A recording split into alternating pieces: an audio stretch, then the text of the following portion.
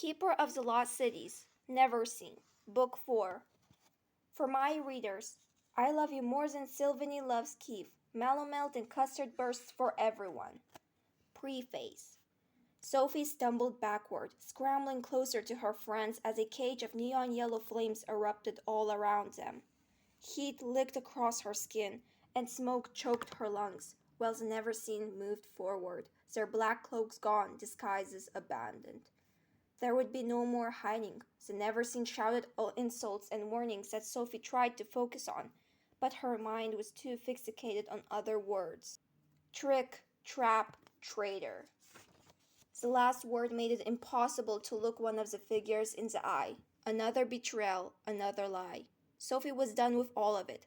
She reached for her pendant, the sign of the swan, carved into cold black metal, curled around a piece of smooth glass. She still didn't fully understand the reasons the black swan had given it to her, but she knew enough of its power to realize it was their best chance. She held the glass into the fading rays of sunset, letting the searing beam of white light refract towards the flames of Everblaze. It was time to fight fire with fire. Chapter 1. We have to go, Fitz said, bursting through the doors of Everglenn's upstairs guest room. He found Sophie sitting alone on the edge of the giant canopy bed, already dressed in some of her old human clothes. I thought we were waiting for another hour, she asked, glancing out the window at the endless black sky. We can't. The council is already convening to vote on our punishments. Sophie took a slow breath, letting the words pulse through her veins, stealing her nerves as she reached for her purple backpack. It was the same bag she'd used when she left her human life nearly a year earlier, and now she would use it again to leave the lost cities. Is everyone ready? She asked, proud of her voice for not shaking. She also resisted the urge to tug out an itchy eyelash. This was not a time for nervous habits. It was time to be brave.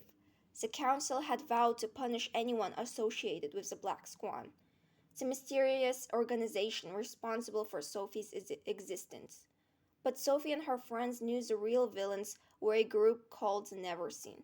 Fitz, Keith, and Biana had even tried to help the Black Swan catch the rebels on Mount Everest. But the Neverseen guessed their plan and turned the mission into an ambush. Sophie had discovered the trap in time to warn her friends, and they'd escaped with their lives, and managed to capture one prisoner. But they'd each broken numerous laws in the process. Their safest option now was to flee to the Black Swan and go into hiding. But Sophie had mixed feelings about getting up close and personal with her creators. The Black Swan had tweaked her genes to enhance her abilities as part of their Project Moonlark, but they'd never given her any clue as to why. They'd also never told her who her genetic parents were, and Sophie had no idea if she'd finally have to meet them. About time you got here, Keith said as Sophie followed Fitz down the twisting silver staircase. He stood next to Dex in Everglenn's glittering round foyer, both of them looking very human in hoodies and dark jeans.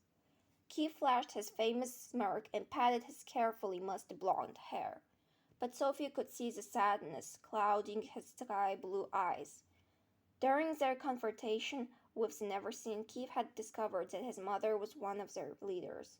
She'd even attacked her own son before fleeing to the ogre capital and abandoning her family. Hey, no worrying about me, Foster, Keith said, fanning the space between them. He was one of the few empaths who could feel Sophie's emotions rippling through the air. I'm worried about all of you, she told him. You're all risking your lives because of me. What else is new? Dex asked, flashing his dimpled grin. And will you relax? We've got this, though I'm not sure about my shoes. He pointed to his soft brown boots, which were a typical elven style. All the human ones Fitz had were too big for my feet. I doubt anyone will notice, Sophie told him, but I guess it depends on how long we'll be around humans. How far away is the hideout after we get to Florence? Fitz smiled his movie-ready smile. You'll see. The Black Swan had taught Fitz how to sneak past Sophie's mental blocking and use the secret information hidden in her brain. But for some reason, he wouldn't share what he'd learned. All Sophie knew was that they were headed to a round window somewhere in the famous Italian city. Hey, Fitz said, leaning closer. You trust me, don't you? Sophie's traitor's heart still fluttered, despite her current annoyance. She did trust Fitz, probably more than anyone, but having him keep secrets from her was seriously annoying. She was tempted to use her telepathy to steal the information straight from his head, but she'd broken that rule enough times to know the consequences definitely weren't worth it. What's with these clothes?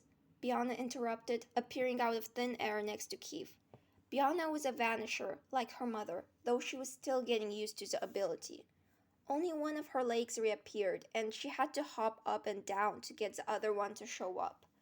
She wore a sweatshirt 3 sizes too big and faded, baggy jeans. At least I get to wear my shoes, she said, hitching up her pants to reveal purple flats with diamond-studded shoes. But why do we only have boy stuff? Because I'm a boy, Fitz reminded her. Besides, this isn't a fashion contest. And if it was, I'd totally win, right, Foster? Keith asked. Sophie actually would have given the prize to Fitz. His blue scarf worked perfectly with his dark hair and teal eyes, and his fitted gray coat made him look taller, with broader shoulders and... Oh, please, Keith shoved his way between them. Fitz's human clothes are a huge snooze fest. Check out what Dex and I found in Alvar's closet. They both unzipped their hoodies, revealing t-shirts with logos underneath. I have no idea what this means, but it's crazy awesome, right? Keith asked, pointing to the black and yellow oval on his shirt. It's from Batman, Sophie said, then regretted the words. Of course, Keith demanded she explain the awesomeness of the Dark Knight. I'm wearing this shirt forever, guys, he decided. Also, I want a Batmobile. Dex, can you make that happen? Sophie wouldn't have been surprised if Dex actually could build one. As a technopath, he worked miracles with technology. He'd made all kinds of cool gadgets for Sophie, including the loop-sided ring she wore.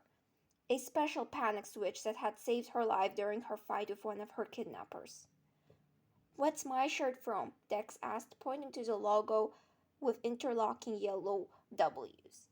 Sophie didn't have the heart to tell him it was the symbol for Wonder Woman. Why does Alvar have human stuff? She asked. I thought he worked with ogres.